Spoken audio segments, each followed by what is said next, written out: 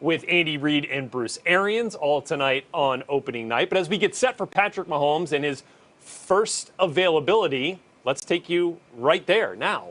First, the Chiefs quarterback looking for back-to-back Super Bowls. Live coverage, also, Patrick Mahomes at the mic. Just how different this media day has been. Tom talked about just sitting in an empty room versus having a room full of people and music going. How different has this Super Bowl experience been for you? And I got one more follow-up. Yeah, I mean, it's very different. Obviously, just sitting in the empty room and not at the even in the city of the Super Bowl. It's a unique experience. I'm sure Tom has a few more experiences than I do, but from last year to this year, definitely a different experience. And then we're going to have a little fun here since this Super Bowl Media Day. There was a thread earlier this year that compared NFL starting quarterbacks to rappers. So we're going to start with Lamar Jackson. He was compared to Roddy Ricch because he has a great impact on the game in his early career. J. Cole was compared to Russell Wilson because he was kind of a do-it-all guy who carried his team on his back. And your comparison here was Lil Uzi Vert. I wonder if you're a Lil Uzi Vert fan and who you're listening to. I am a Lil Uzi Vert fan. I don't know how that comparison goes, but I mean, I am a big fan of his. But I listen to all those guys, man. I keep it versatile. I listen to all types of music. Appreciate the time. Let's go next to Omar Ruiz. Go ahead, Omar. Hey, Patrick. Good to see you, man. Good seeing you. Obviously, you guys went 14-2, had a great record. But I'm curious, what do you think has been the most challenging or difficult aspect of this kind of run-it-back season in trying to win the Super Bowl back-to-back years? Yeah, I think it was just keeping everybody focused every single week, every single day, and trying to improve. It speaks to the leaders that we have in this locker room, that we were able to kind of grind through and find ways to win games. But you can definitely feel the intensity pick up as the playoffs started, and I think guys are ready to be in this game at this moment. Let's go next to Liam Fox. Go ahead, Liam. Hey, Patrick. I just wanted to ask about the matchup with Levante David and Devin White. And, what type of challenges do they pose specifically having two, high-level inside linebackers lining up next to each other? Yeah, I mean, I think the best thing that both of those guys do is they can defend the run just as well as they defend the pass. To have a lot of linebackers with that much speed and then have to be able to get in the run game and be able to pop and throw their body around and make stops. It's a special group of guys. So they're definitely someone that I have to pay attention to every single play because they seem like they just make plays every single game. Let's go next to Lucas Weiss. Go ahead, Lucas. Hey, Patrick, thanks for taking the time. Tom Brady was in here earlier, and he was talking about just imparting wisdom to some of the younger quarterbacks. I'm just curious how important that conversation was with you and him after the AFC Championship a couple years ago, and what you learned from that loss as a player and a person. Yeah, it was very important. For me, I think it was important because it showed that I was doing things the right way.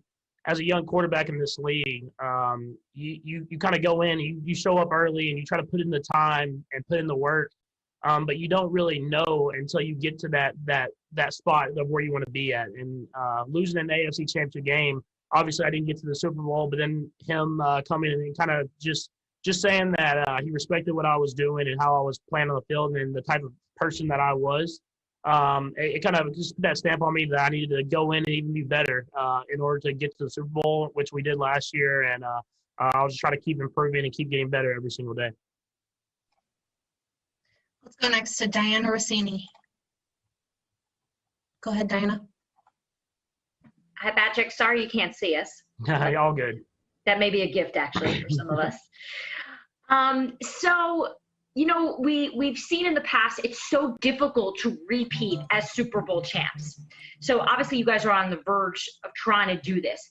Why do you think it's so hard? Like, what do you think teams have done maybe wrong or perhaps missed out on in trying to repeat? Maybe something that you guys have talked about. I think it's difficult because this league has so much parity as far as everybody can beat anybody any single week. And there's not a lot of leagues, there's not a lot of divisions of football or anything like that that is like that. I mean, literally if you could be the worst team in the league one year and all go to the Super Bowl the next. And I think that just shows the talent that people have in this league. And so for us, we knew that. And instead of just soaking in all the glory of winning the Super Bowl last year, we went back to work. And we went to work every single day to make ourselves better, to prepare ourselves for every single situation that could arise. And it's put us in this game. But we have to keep going because we're playing a great football team, and we want to try to find a way to complete that running back tour. Let's go next to Arnie Stapleton. Go ahead, Arnie. Hey, Patrick. Just talking to Shaquille Barrett, and he said how he kind of incorporated a lot of Von Miller and DeMarcus Ware into his game as he was their backup for so many years in Denver. I'm just wondering what your thoughts are of facing Shaq Barrett and where he kind of stands in your mind in the NFL as some of these premier pass rushers. Yeah, I mean, he's right up there at the top. The thing, I didn't get to play him a lot when he was in Denver, but in the few experiences I did have, and whenever I got to watch Alex play him, you could see how much talent he had, even though he was backing up those guys. He was able to come in and make plays happen and sack the quarterback and be around the football. And so him getting to Tampa Bay, I mean, it just really shown how talented he was because he's getting more opportunities. And he's another guy on this defense that you have to know where he's at every single time. I mean, last time we played him, he strip sacked me. So I got to make sure I know where he's at on each and every play. Let's go to Sam McDowell next. Go ahead, Sam. Hey, what's up, Patrick? What's up, man? I got a couple things for you. First of all, can you kind of describe exactly like where you are right now? Because I wanted to get a gist of how different it is from this time last year on that stage. Yeah, I'm in a room, just kind of like the back of the PR area, and we're kind of set up with the screen behind me and the light and the camera and all the different stuff. And they must have shipped this camera in, though, 'cause I've never seen it before. So, no, it is a lot different than it was last year when we were surrounded by everybody and enjoying media night. And how much does that change this week of preparation? I mean, does it make it easier at all, the fact that you guys are at your home base right now? Yeah, I mean, I think it does. You kind of get in the routine as a football player of you come to the building, you go watch film in this room, you go to practice, you go off to practice, you go back and watch film with these groups of people and at this certain area. And to have that kind of routine stay the same is definitely something that I think will help us go out there and play better even than we did last year. And so it's definitely a different experience, but you just treat it as any other football game and try to prepare yourself in the best way to play your best football. Thanks, Patrick. Let's go next to Harold Kuntz. Go ahead, Harold. Hey, Patrick, happy Super Bowl week to you. Oh.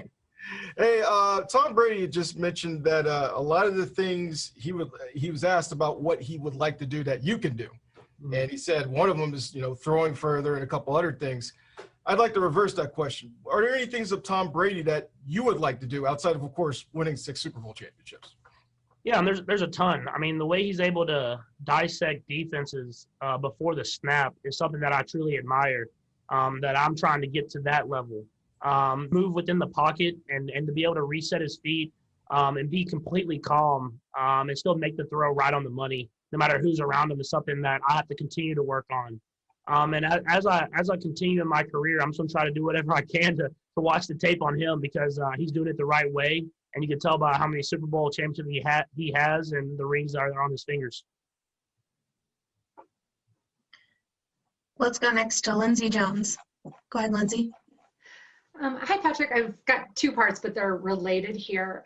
It seems like we're seeing you everywhere now when we're watching television, different commercials, all those sorts of things. So what has been your strategy kind of through your career, and particularly since you signed the contract last summer, about how you wanted to build your off-field brand, your investments, your portfolio? Are there any athletes that you've kind of modeled yourself after? And then as part of that, why have you and Brittany specifically wanted to invest in the Kansas City athletic community with the Royals and the NWSL? Yeah, to the first part of your question, I think the biggest thing for me is kind of forming people around me that are great people. The partners that I kind of become partners with, the companies that I represent, they all have great leadership. They all have great people throughout that company. And I like to enhance my brand by being a part of that, being a part of great companies that have done it the right way for a long time. And then to the part about Kansas City, I think the thing with me and Brittany is we want to invest in this community as much as they've invested into us. And as far as me investing in the Royals and becoming a part owner in there, and really that's one of my joys I've always had with baseball. And then her with the NWSL